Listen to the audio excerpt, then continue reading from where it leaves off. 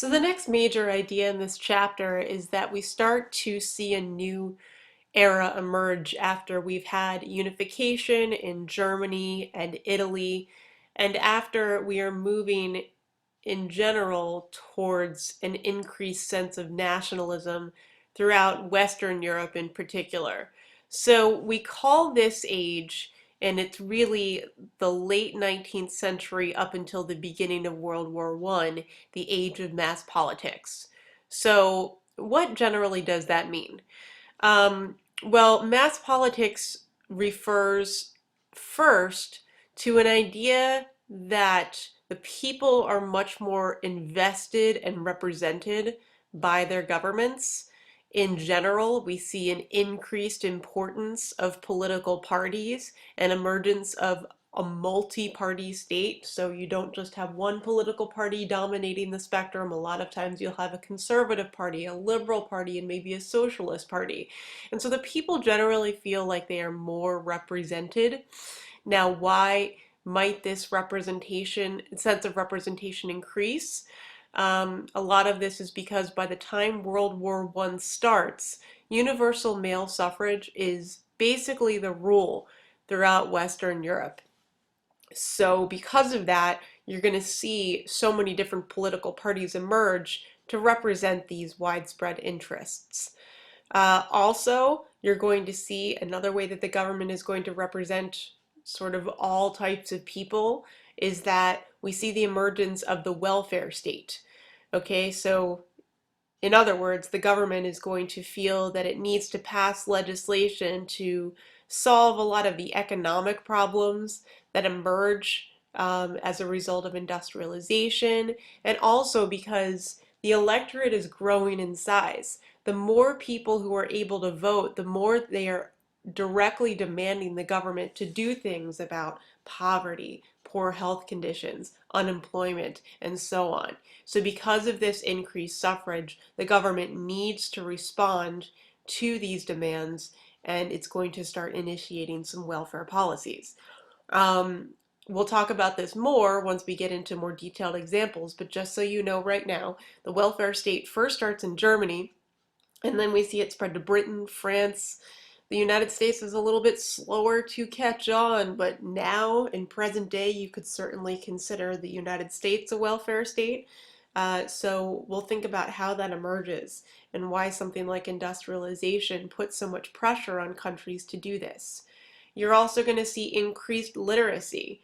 So in general, because citizens are now all able to vote, the government feels like public education is really important to keep citizens well informed so that when they are voting, they actually know the issues that they are voting for. They are making logical and practical demands on their government rather than something maybe overly idealistic, radical, and so on.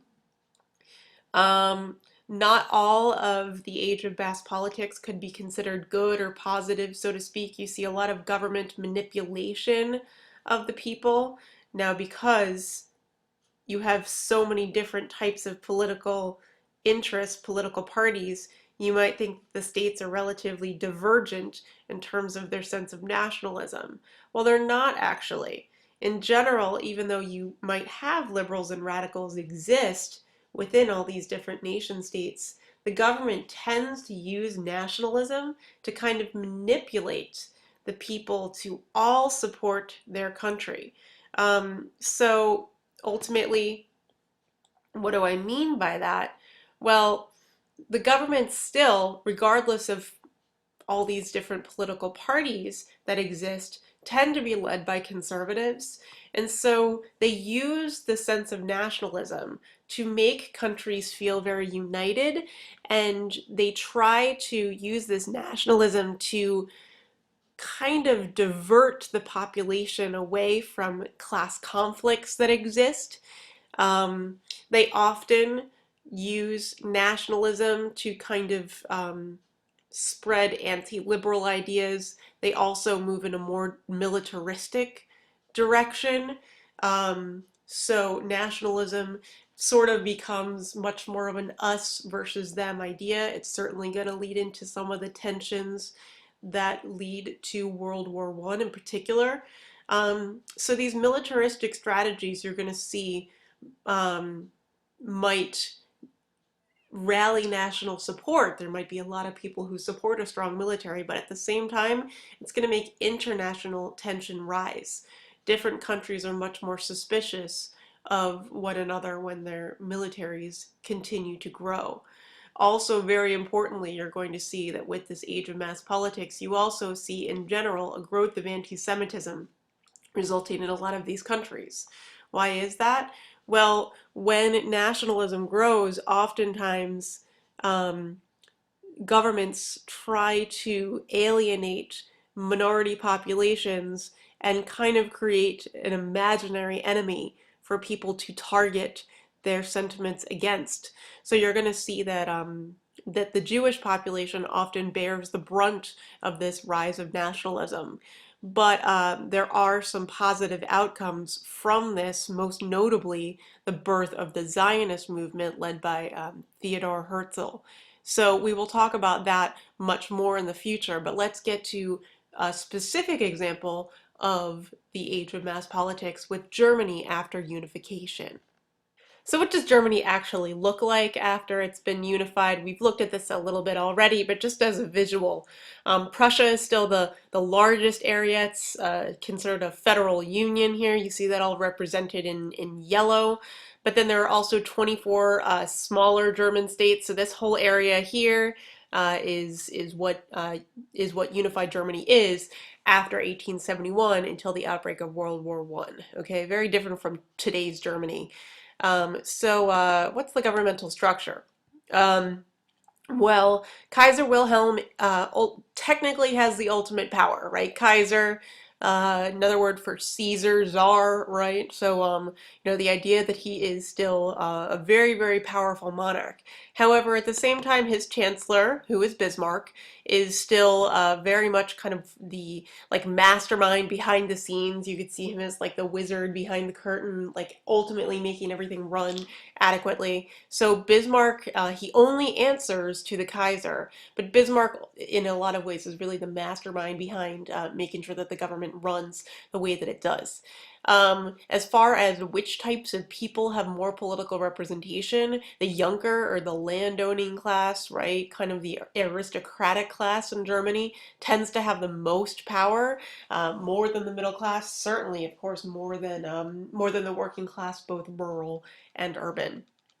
Um, we talked about this a little bit when we discussed German unification, but just as a reminder, you do have a bicameral legislature or a parliament that exists in Germany.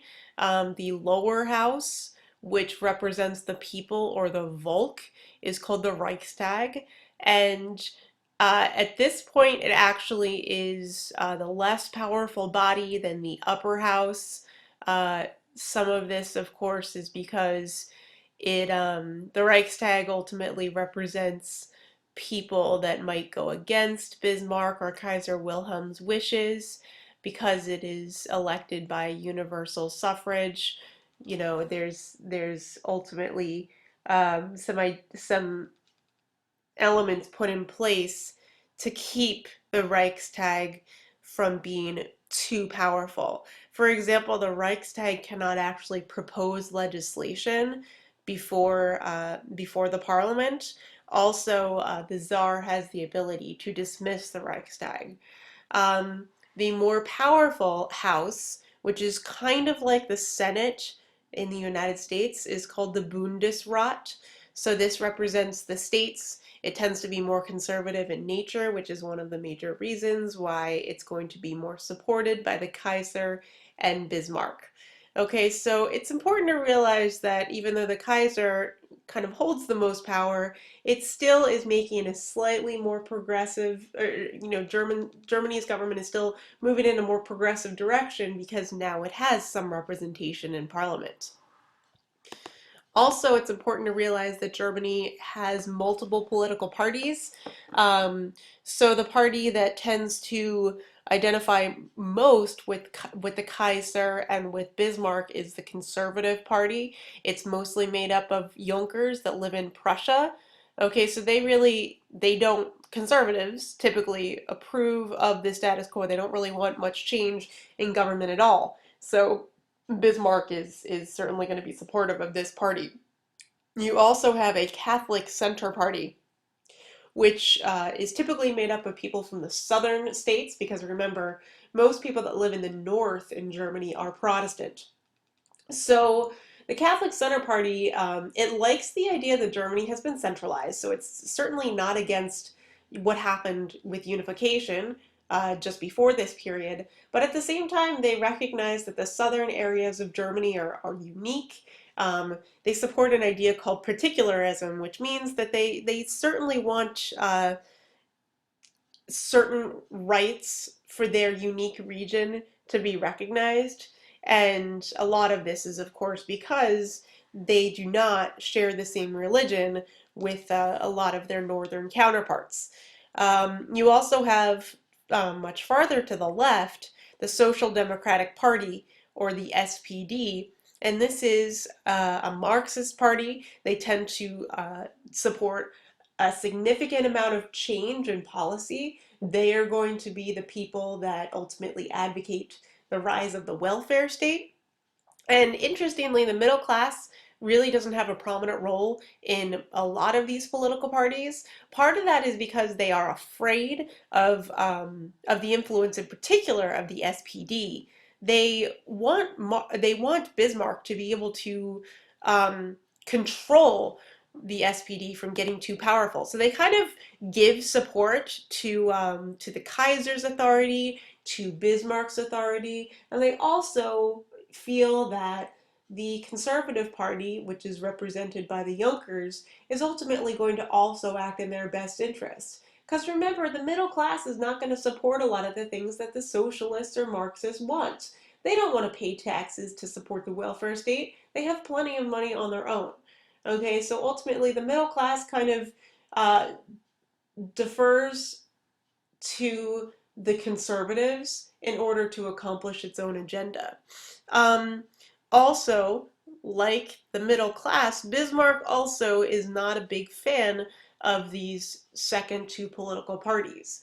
He feels that both of them are a threat to his power, and he does try to destroy both of them, but he does not do so successfully. So, an important theme, I guess, of the rise of mass politics is that despite the fact that many of these states might be kind of moving in a more conservative direction, using things like militarism to try to rally the support of the entire population through nationalism, this does not prevent multiple parties from emerging in Germany. And they do pressure the government to issue some major reforms.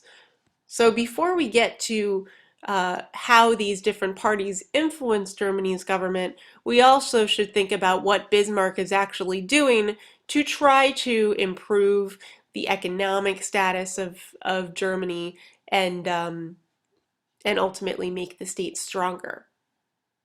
So before we get to Bismarck's attempt to limit the influence of anything other than the conservative political party, we should also think about how unified Germany is continuing to undergo some economic and political transformations to make it that much more of, one centralized country. And all of this is under Bismarck's influence. So first and foremost, really in order to have a unified country, you need to have an established currency. You need to ultimately be able to trade, buy and sell products in every single state in a nation in a unified way. So that's one of the major things that's accomplished under Bismarck, a unified monetary system. So, no longer is there any kind of distinction across German states as far as the standard of currency, the type of currency, and so on. This kind of further builds upon some of the economic unity that was built during the Zollverein, which we've already discussed. In addition, another significant economic improvement that Bismarck is in command of is that he establishes an imperial bank. So a centralized bank, right, that is able to ultimately handle all the revenue that's coming from the various states, and also able to provide a significant source of funding for significant national expenses, such as the military.